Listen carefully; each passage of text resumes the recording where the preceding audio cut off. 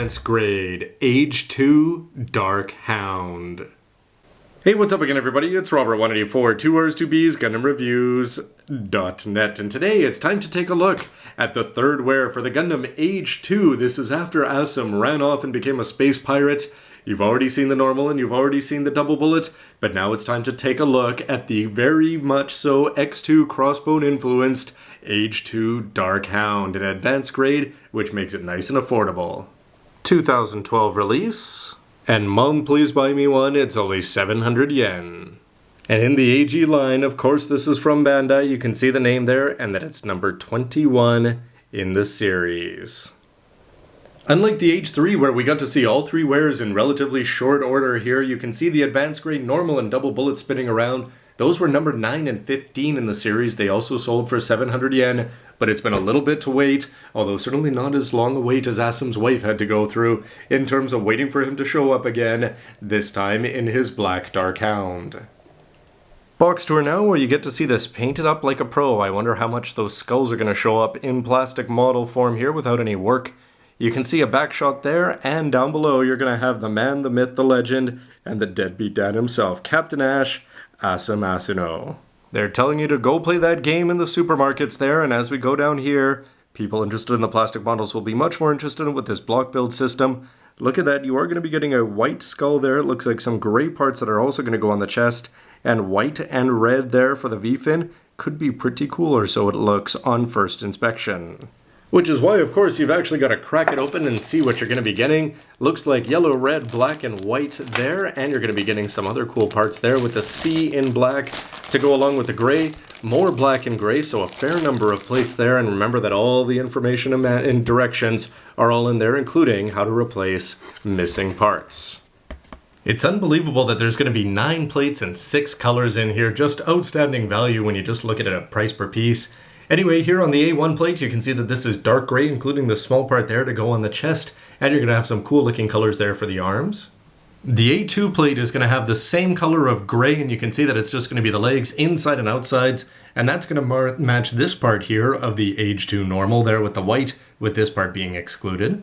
There's more black to come, but you can see here from the B plate that you're going to be getting the main part there for the chest and the waist, and that's going to compare this much. You can see here, here, and here for the B plate with the top and bottom omitted.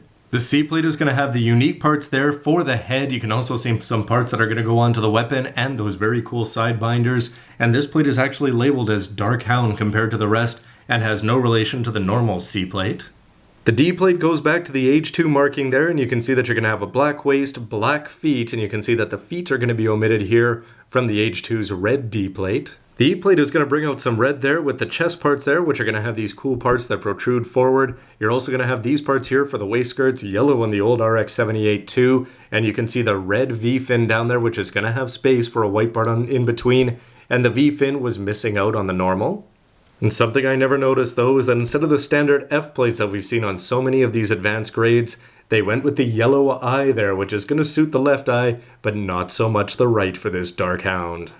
The G plate is going to provide the inner frame there. You can see the Age-2 written on there. You're going to see the chest and the hips, which are going to look pretty good, including a little bit of the arms, hands, and shoulders. And 9 plates in, this is unbelievable, but this is the H plate, and it's listed there as Dark Hound. You're going to have those 2 things to tow away unwanted parked cars, and you can see the shot lancer there, and you're going to have the skull for both the V-fin and the chest outside of the green eye. I don't really know what's missing. You'll also be getting gauging chip number 21, but again, I just am blown away by how much color there is. 2 shades of gray, amazing work for 700 yen.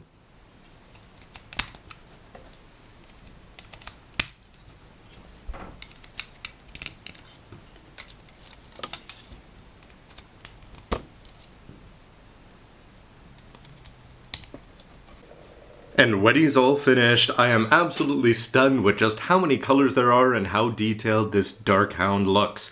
First of all, in terms of the colors, the gray and the black do a really good job of offsetting themselves. You almost don't even notice the light gray that makes up the elbows and the inner frame there, but the fact that it's sort of got those 3 dark tones on it, very impressive. The red comes through in all the right places, including the neck with some gray underneath it. That's more details than you're going to get in some high grades, never mind those red details there for the chest and waist section. The side binders are looking pretty good. They've got lots of details there if you wanted to add some paint to it. The white hooks are looking cool, as is the shot lancer, which has the black parts on the top and the bottom. Not to mention those skulls. Everything about this guy is just screaming quality. Especially there with the upper body where you can just see all the different color apps. The face is going to have some pretty cool details on it, and this is the first time with an advanced grade that I've actually taken a lining marker and just added a little bit of black to that skull, if you want to call it that fills in the chest. And more importantly, to the skull on the top of the head. The only thing that's missing though is that green right eye. But if you can make it out there, you can see that the right side is actually the eye patch is molded into the plastic, so you'd have to get some undercoat on there, get some white, and then get some green on there, but the fact that they give you the option, probably one of the only disappointing things is just that yellow eye that they took the time to put in, and is going to do a very good job of matching all the other pirates, just really doesn't stand out that much. But this being an advanced grade, remember that you're limited in terms of mobility to just swinging the arms up and down, which is going to look okay, except the binders have to swing with them here. You're not going to have the ability to keep those down below, but then again it brings these white parts forward, and you can also see the gray in the arms a little bit easier, and the fact that Lancer is white, it provides a really nice offset and has the black parts top and bottom. Actually, it's still really impressive for this grade and quality. And in terms of play options, somewhat impressive that you've got these little grappling hooks here that you can slide off nice and easily there. You can see the way they attach in. And then those can just fit into the hands, so you can have an actual variety of weapons. Again, AG, not something we've seen too often. For comparison time, here it is next to the Age-2 normal, and you can see just how cool the color design is, I've got to say, for this Dark Hound. You've got the black and the blue feet there split up, and of course the white is going to become gray, which I think looks great and offset with the black itself. Not as many colors here in the waist section, but again, that's going to be helped by the fact that it's got the weapons, and they still do differentiate. This guy did a great job by having white shoulders, blue binders, and the white wings off to the side. This guy still has the gray, the black, and then the white on the end, but the details have to go to the head. I was always impressed with the advanced grades, the fact that they're actually going to have those colors in there, but the fact that this guy has the black, the yellow, the white, and the red, 4 colors in a head, very impressive. The double bullet also has sort of the 3 colors there if you want to look in the same area, but he's not going to stand out in quite the same way compared to the normal, and again, I'd say the Dark Hound tops them both. I guess if you're going to run off and join the Space Carnival, well, you might as well do it with some friends, and here you can see the GX's Jack Edge, whose review you can also check out. Anyway, you can see here that it's only going to have the 2 colors in terms of the gray and the blue for the inner frame, but what a difference it is, the blue compared to the black. This is the kind of thing that you wish you saw in a lot more kits, especially something like Master Grade Banshee or something like that. The Jack Edge though, the skull motif on the face, I'd say it stands a little bit more on this one, although in terms of the V-fin, really there's no contest in terms of quality, and the yellow eyes, they put them into both, but sadly they sort of get lost in the shuffle. So there they are, Age 1, 2, and 3 in Advanced Grade. Well, that's the high grade Age 3 normal back there.